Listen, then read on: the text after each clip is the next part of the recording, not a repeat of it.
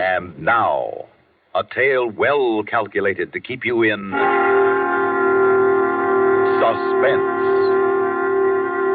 Listen now to Yuletide Miracle, starring Larry Haynes and Santos Ortega, and written especially for Suspense by John Roberts. Go ahead and laugh if you like. Only kids and old ladies believe in ghosts. Yeah, sure, that's what I thought, too. Until I met a chubby little guy with hair like cotton candy who called himself Sir Benjamin.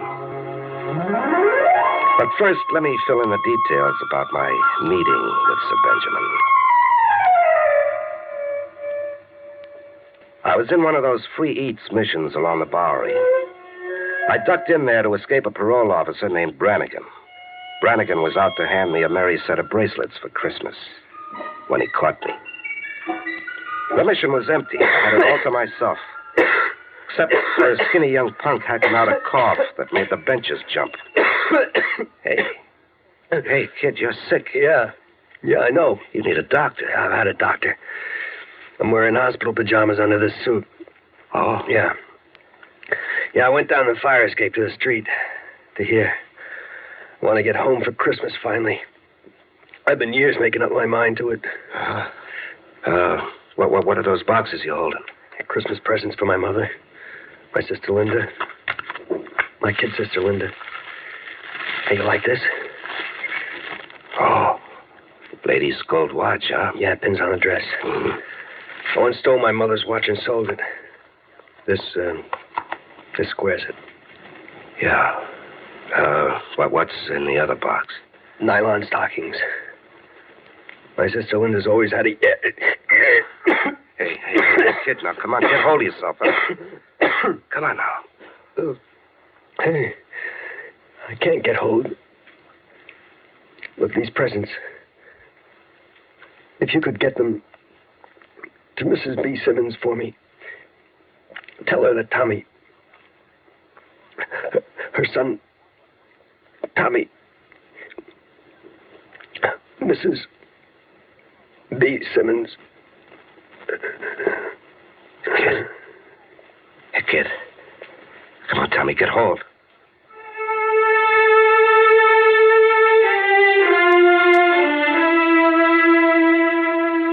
The coughing stopped. And it was right then that Sir Benjamin, the chubby little ghost with hair like cotton candy, happened. The first I knew of him was magic, as if he was announcing himself. There was music coming from an upright piano on a platform way down the mission hall. A Christmas hymn. But look, until my eyes popped out of my head, I couldn't see anybody. The piano was going, but nobody I could see was playing it.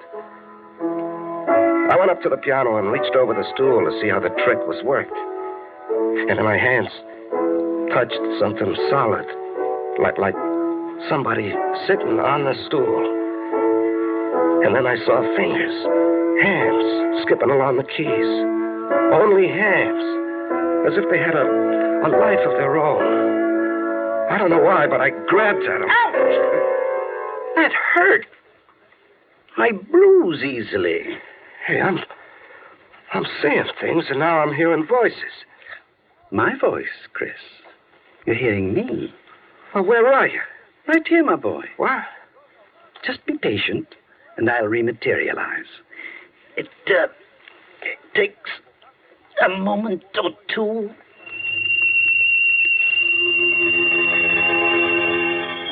I saw the hands build.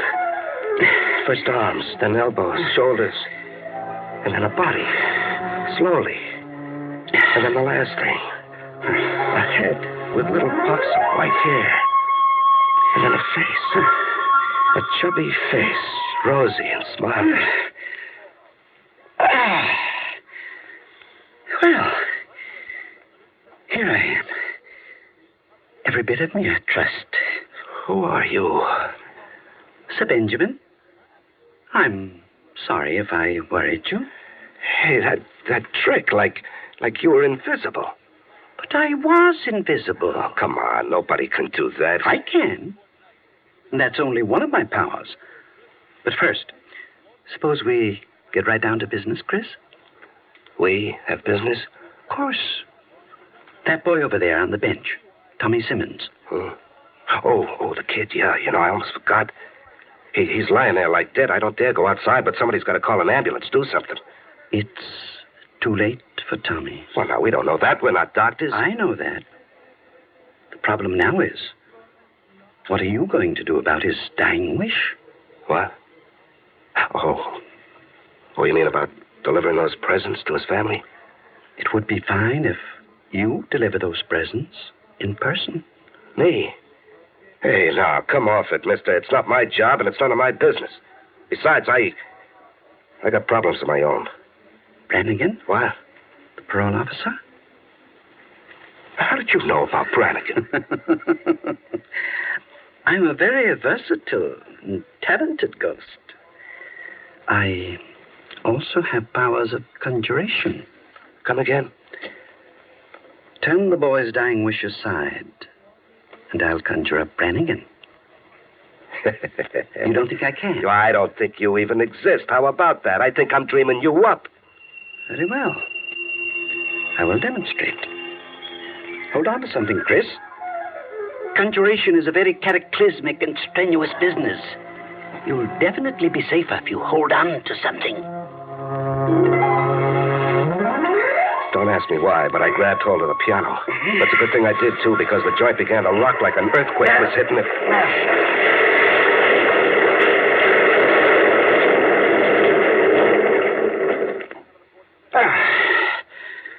There. I'm finished now. It's quite a job of conjuring. But there's Brannigan. What? See? On the street, peering through the plate glass window of the mission, watching you. Holy smoke. It is Brannigan. Hey, I gotta get out of here. I gotta find a back way out. Here, through this yard door, quickly. I dived into the yard with Brannigan's police whistle blowing at me. The yard was a dead end. High building walls all around like a prison yard. No exit except a long, narrow alley to the street past Brannigan. I flattened in the shadows, a dead duck. I was listening to Brannigan shout orders at a couple of bluecoats who'd come running when he whistled. Watch the exit, men, while I flush him out. D'Angelo, you're trapped. Better surrender peacefully. Do you hear me, D'Angelo? Trapped was the word, like a rat. Oh, a pity. Too bad, Chris. What's the penalty for violation of parole? A year, maybe 2. Oh, you were a big help shooing me into the yard. Here I go, talking to myself. You're talking to me. I could really be a big help. Give up, D'Angelo. Don't make me take you the hard way. Think fast, Chris. You were to respect Tommy Simmons' dying wish. You were to go home for Christmas in his place. Okay. If I was to, then what? Then Brannigan goes empty-handed. In order to catch you, he must first see you. Oh, sure. Brannigan's suddenly gonna go stone blind, huh? No. You are becoming invisible.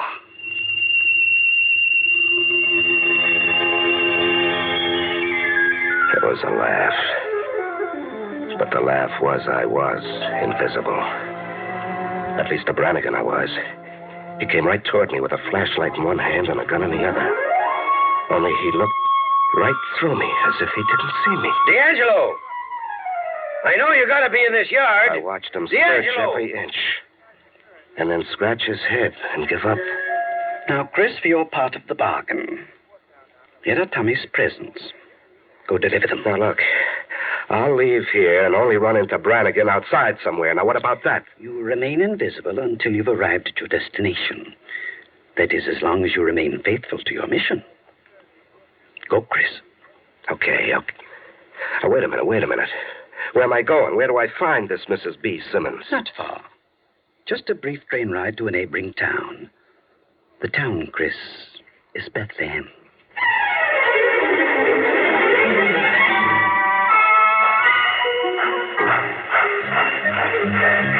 As Sir Benjamin had promised, it was a brief train ride. But funny, I felt like I'd come a long, long way. There was a deserted train shed with snow packed high. The station sign turned silver by the moon read, Bethlehem. Not a soul in sight. No. There was someone. A girl.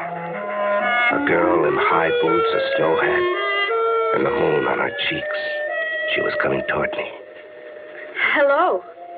Hello. Are you Chris? Yeah, my name is Chris. I'm Linda. Linda Simmons. I came to drive you home. Just like that? Just like what? Well, I mean, no explanations. Like you knew I was here. And how come you know my name? Oh, I was told you were coming, and told your name, too. You were told? Somebody telephoned. Oh. Yeah, he telephoned. He wasn't kidding when he said he was a talented ghost. Say, you came right at me just now. That means you saw me. You can see me, huh? See you? Yeah. Face, hands, body, me. I'm a guy. You look at me and you see a guy. No. I cannot see you. Then I am invisible. No. It's just that I'm blind.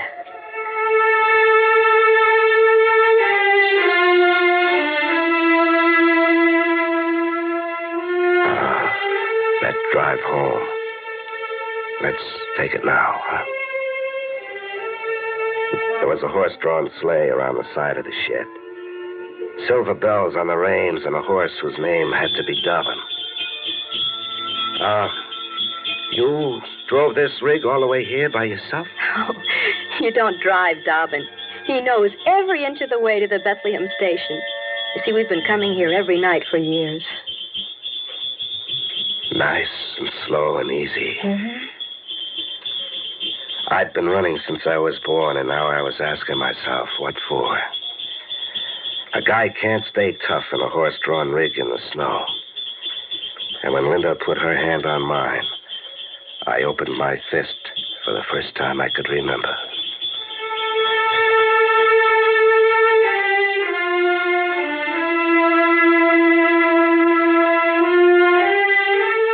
We reached home. A framed cottage, nothing fancy, with a candle burning brightly in the window. Come in, Chris. Mother!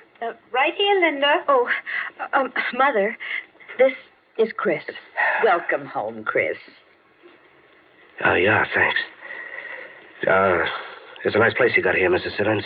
Oh, I'm so glad you like it. Yeah, I don't exactly know how to say this, Mrs. Simmons. You see, I'm just a mug. I quit school the minute I learned how to tell the teacher off, so if I ain't got the right words... You don't have to have the right words, Chris.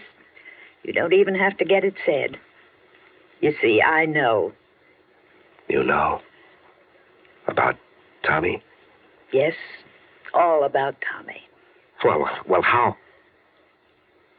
Oh, somebody talked to you on the phone, too, huh? Yes, somebody telephoned me. Well, the last thing the kid thought about was you and Linda and coming home for Christmas. Oh. And he asked me to give you these. Gold watch for you, Mrs. Simmons. And Oh, Chris. these for you, Linda. Nylon stockings. Thank you. It's nothing big, I guess, but Tommy didn't have much to give the way it was with him. You're wrong, Chris. Tommy had a great deal to give, and in his way, he gave it. I don't follow. A boy come home. Tommy couldn't come home himself, so he sent you to us, Chris. You can say about me that I was born in 1935 and I stopped crying in 1936 at the ripe old age of 1. And you can say about me that I let a tear go I never knew I had. Christmas, 1961. Linda? Yes, Chris. Don't get me wrong. You know, it's no crime being poor. Say it, Chris. Well, it's like this. It's Christmas, but I don't see any tree. And I've been sniffing close enough to the kitchen to know there's nothing roasting in that oven. You're disappointed? Oh, no. Is it all right if I borrow Dobbin outside? All right. Of course it's all right, Chris.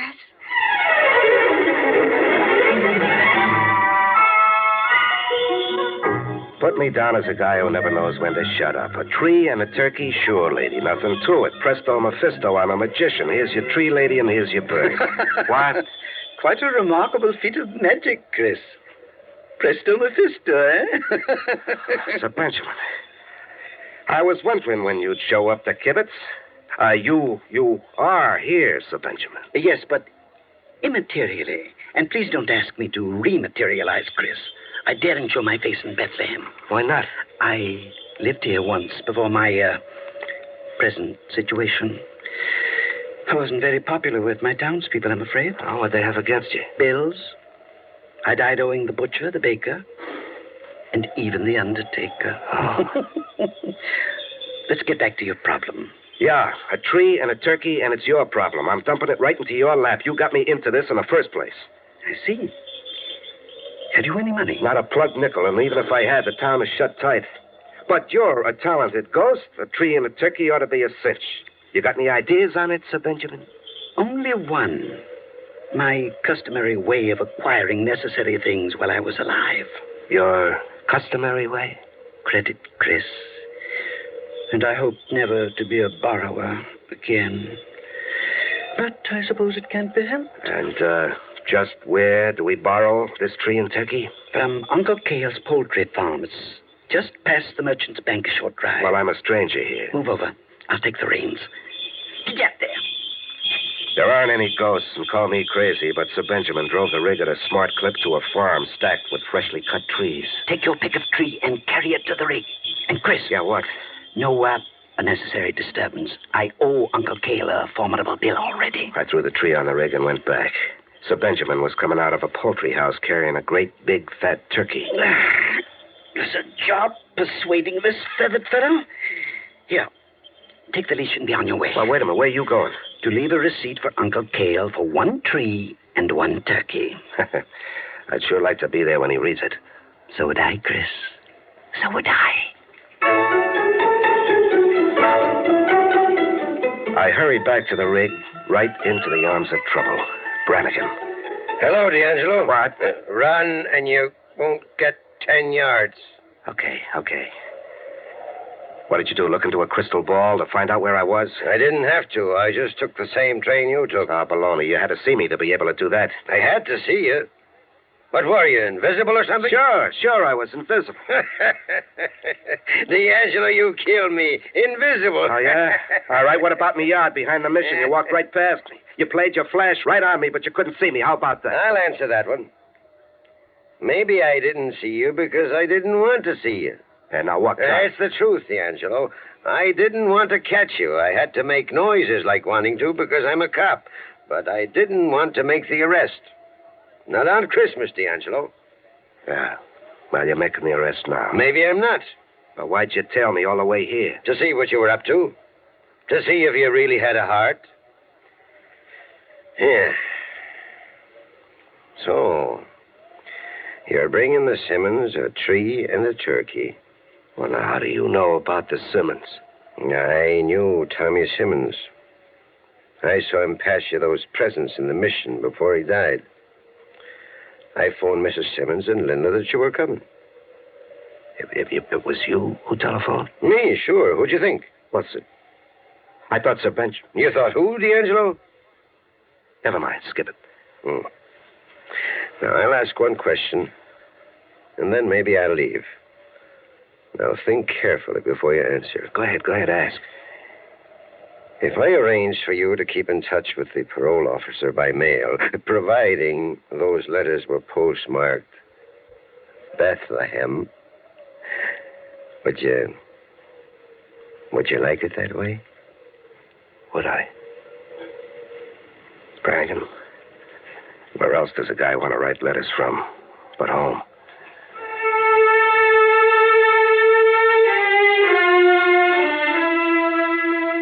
That's almost all there is to the story of Sir Benjamin. Me, Brannigan, Mrs. Simmons, and Linda. Well, we had to take the door down to get the tree into the house, and we had to find an extra stomach apiece to accommodate the turkey. And then later, with the fire going and the lights down low, Linda and I sat dreaming on the sofa. I had my fist open for keeps. And her hand was right in mine, like it belonged there. It's been a perfectly wonderful Christmas, Chris. Yeah, wonderful. And thanks to you, we had a tree and a turkey. Well, thanks to me. Now, the tree and turkey wasn't my trick. The tree and the turkey were? Mhm. Chris, what are you saying? No, really, the thanks goes to another guy. A chubby little guy who sure has a talent for getting what he wants. His name's Sir Benjamin. Sir Benjamin? Yeah. Why? Well, the coincidence of names. Well, I used to call my father Sir Benjamin in play. Oh, we'd play Lord and Lady. My father and he'd call me Princess Linda, and I'd call him Sir Benjamin. The coincidence of names, you said, huh? Linda, suppose it isn't a coincidence. But my father died years ago. Yeah, so did my Sir Benjamin. The guy I'm talking about is a ghost. A ghost? Yeah. A ghost like I met in a mission when your brother Tommy died. All of a sudden, a piano started going. Piano music, but nobody I could see was playing. Chris? Huh? Our piano is playing. Yeah, so it is. Hey, you want to bet it's Sir Benjamin? Bet, but how can you prove it? Well, easy. I toss a turkey wing at the piano stool. I bet you Sir Benjamin lets out a yell and complains about how easily he bruises. Do we bet? What will we bet, Chris? A kiss. That way, Linda, nobody loses.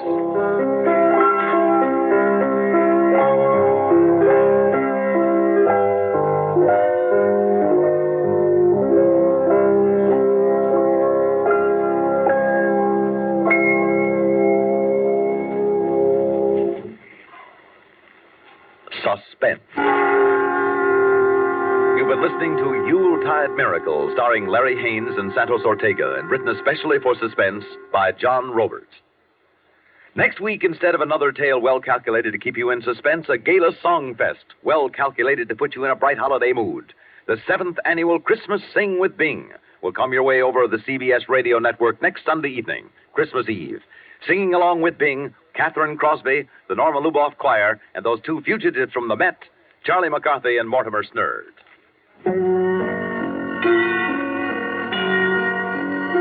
Suspense is produced and directed by Bruno Zerato Jr. Music supervision by Ethel Huber. Featured in tonight's story were Rosemary Rice as Linda, Joe DeSantis as Brannigan, Catherine Roth as Mrs. Simmons, and Bill Lipton as Tommy. 2 weeks from today, we'll return with The Old Man, written by Bob Corcoran. Another tale well calculated to keep you in suspense.